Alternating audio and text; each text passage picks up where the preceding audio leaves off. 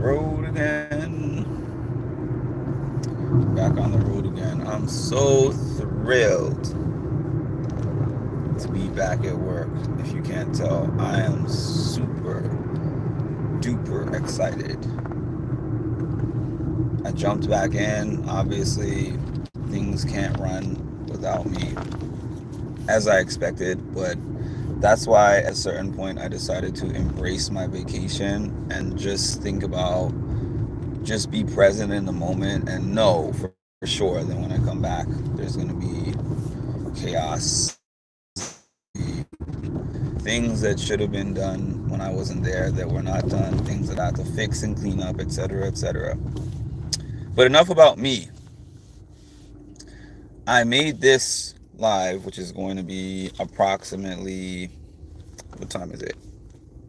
20 minutes, maybe a little bit less, so that I could give y'all a few unfiltered thoughts that I have about Cam.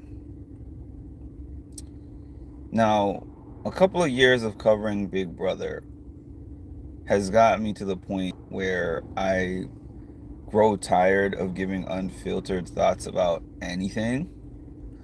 And the reason why I'm saying that is because 75% of the Big Brother community, including the fans and including the cast, does not like when you give unfiltered opinions about anything.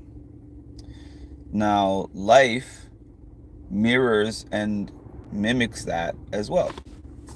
How many people like when you tell them, hey, so and so, I think that when you said this or did this, this was wrong. I think that, even though I love you, even though I care about you, in this particular instance, you were in the wrong here. Or there's things that you could do better or you could be better somehow. Not many people are into that. Me personally, I don't like when people do that either. Nobody does. But I don't like yes people around me either. I like people who will challenge me. I like having people who will give me real opinions. It doesn't even mean all their opinions are right. It just means that I know that they're despite having some kind of bias towards me as a friend, family member, or whoever I am, they're gonna give me how they really feel, and I am getting an authentic version. They're not trying to massage my ego. So I've gotten to a place of getting tired of people being upset. I mean, Big Brother people specifically, when I don't massage their ego. So I've kind of gotten away from how I was in the beginning, where I was just speaking unfiltered. And y'all know I don't even talk crazy about anyone. I just watch them, and based on what I see, I give an honest analysis, and that's what I'm doing here.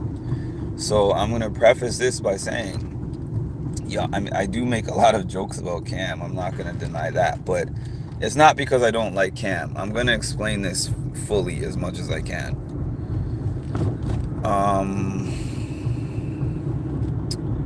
Hi Charicity, hi Milfman, hi Chocolate, hi Palover Girl,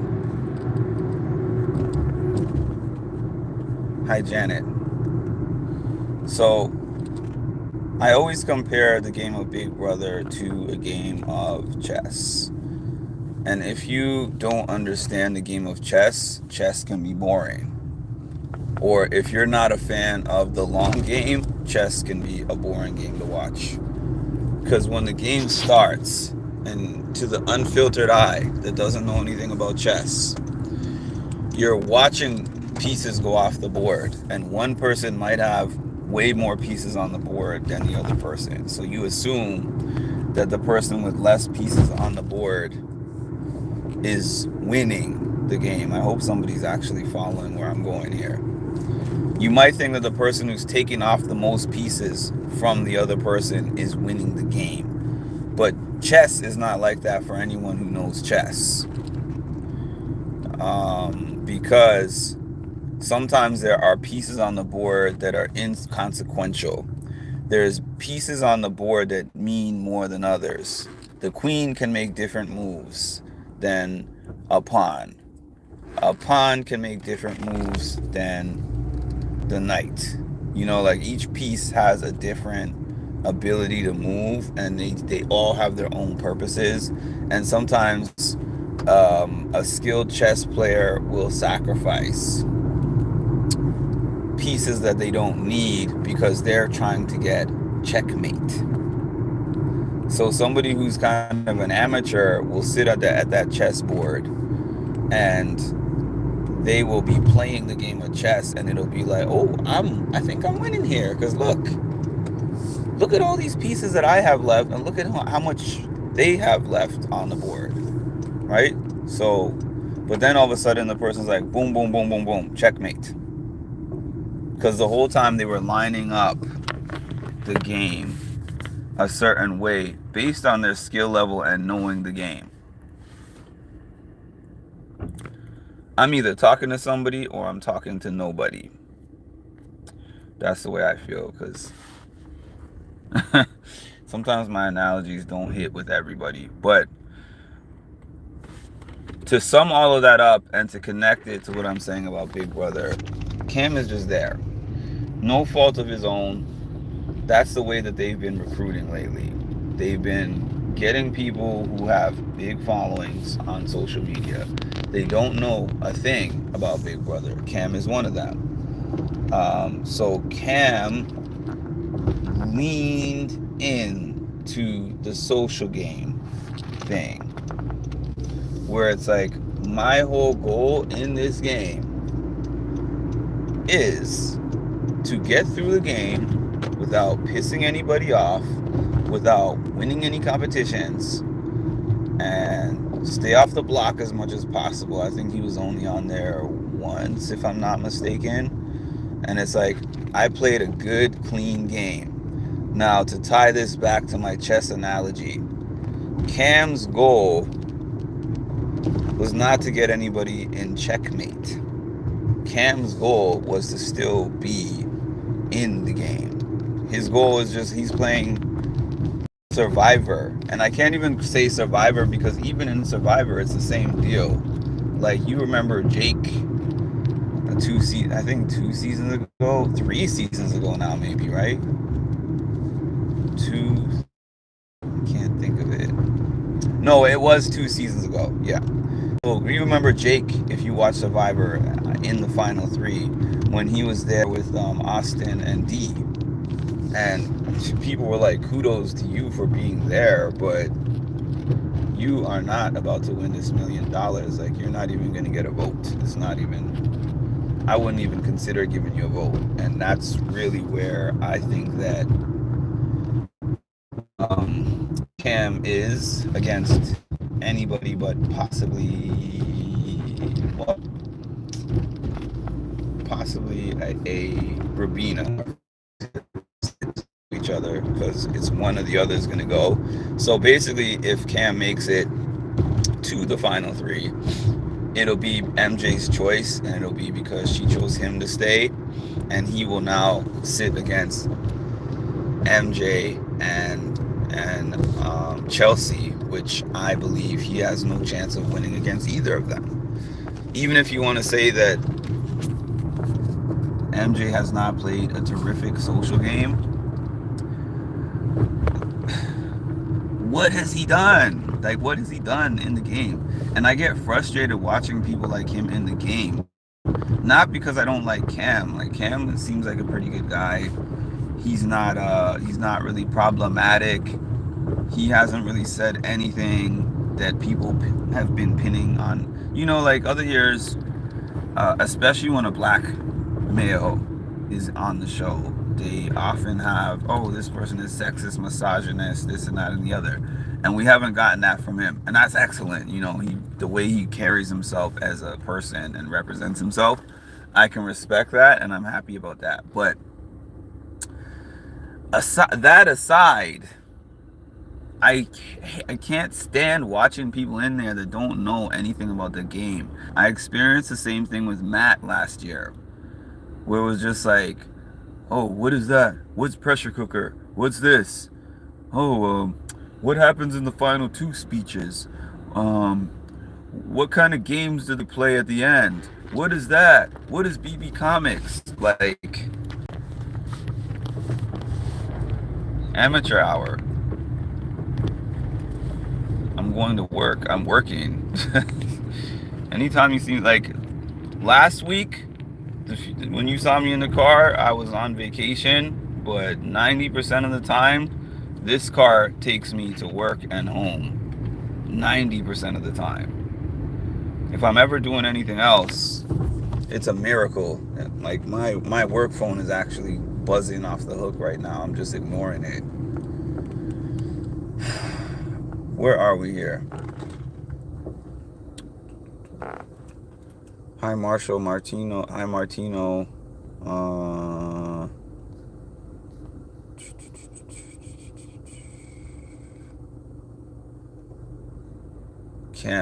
Cam and strategizing are not anywhere in the same sentence.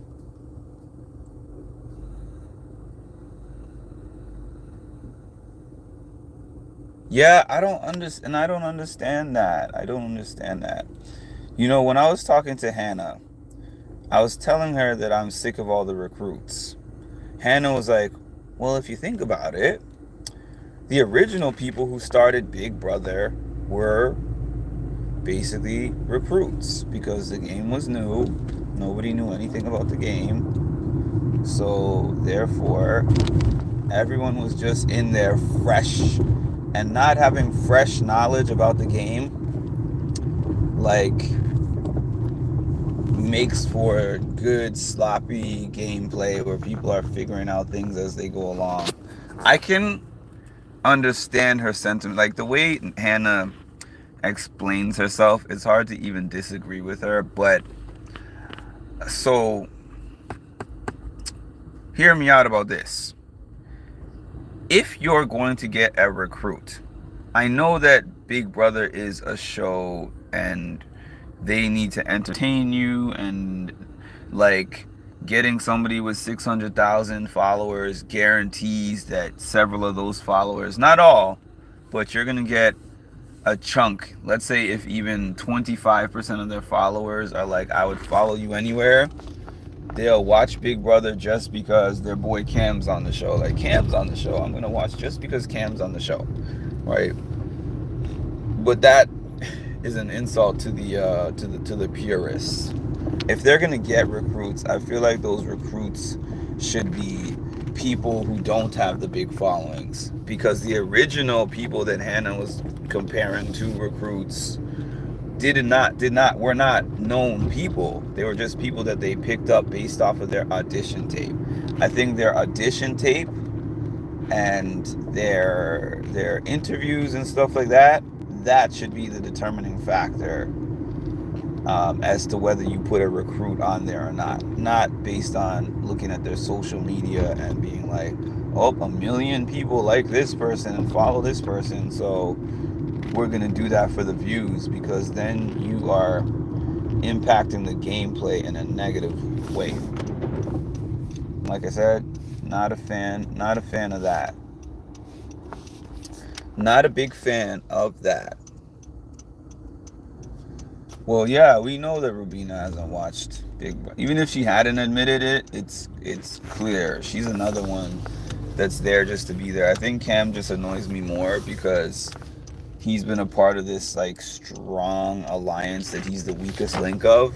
So when he talks, he has this overinflated sense of ego about his position in the game, and it's not fun for me. Yeah, bitter jury would be his only shot, because legitimately, unless it's a bitter jury, there's no possibility of him winning.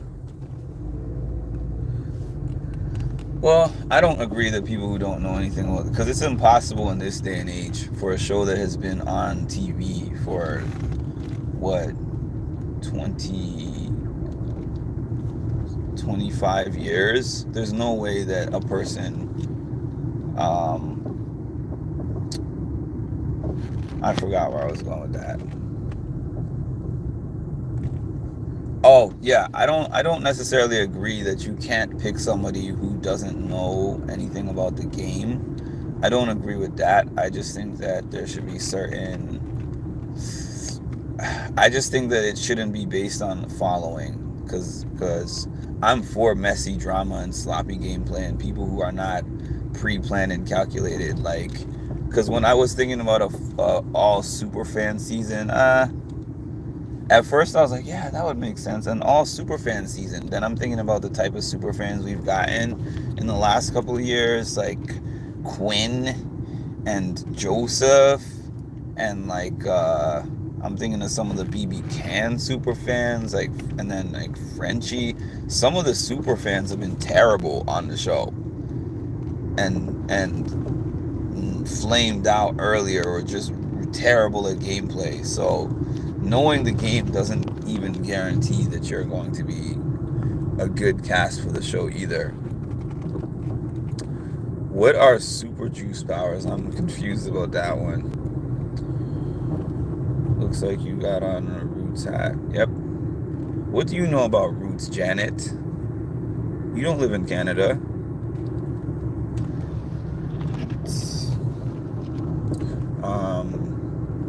I have another Roots hat in my house, but it's a Roots bucket hat. So I want to wear that, but I'm waiting to get a tan. I'm waiting to get an outfit that will kind of, well, not really an outfit so much, but a shirt that will match. Yes, a shirt that will match that bucket hat so I can wear it somewhere. I might just throw it on anyways, but that specific hat is special. I love that hat.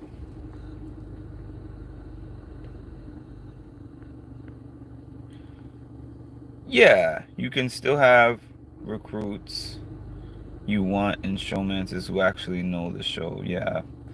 I don't feel like they do look at regular audition tapes. I applied for Big Brother once. My page wouldn't even be given a second look. Like all y'all that are like, you should be on Big Brother, they wouldn't give my page a second look. I have 2,000, like maybe 3,000 total followers on YouTube, and I have like maybe 1,000 on my Instagram. They're like, nope, I don't even care what he says at that point. He doesn't even have enough people on there for me to even consider him. And when I hear the old casting process and casting stories about people that got recruited on campuses and people who were not even trying to audition for the show, and then they just got discovered because of their personality, that kind of story does not happen anymore. Look at all these people and look at where they all came from. Like, they're all known somehow. They previously worked with CBS. They're from some other show. They know somebody that knows somebody. They have a famous relative, been on different TV shows before. The majority of them are like that. There's only a few casts that are not in there based on kind of background following or connections.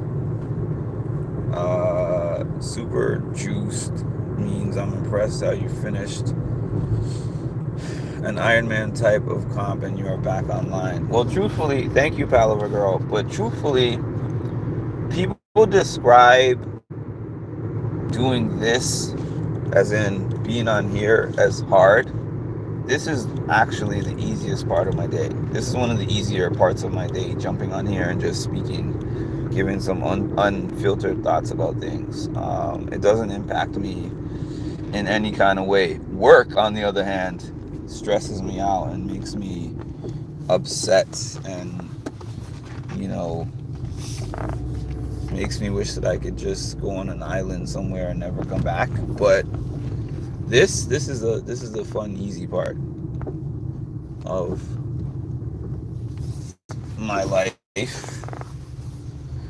And also, things are not how they were. If you remember how it was on my music and mental health channel, I would be just like sacrificing my life to be able to get these lives in. And now I have a healthy balance where I throw the lives in during times when I know that I have like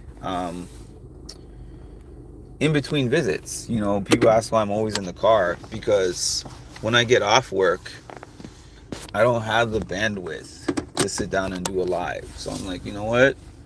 Let me get all these thoughts out during the day when I have like little pockets of breaks in between work that I'm doing, and let it be that. Why is this gate closed today though? I'm not understanding. I hope that this gate will open back up. Okay, I gotta go. Thank you for watching. Please make sure to like, comment, subscribe, and hit the notification bell to get notified of when I drop some more great content. Thank you. Have a great day, y'all.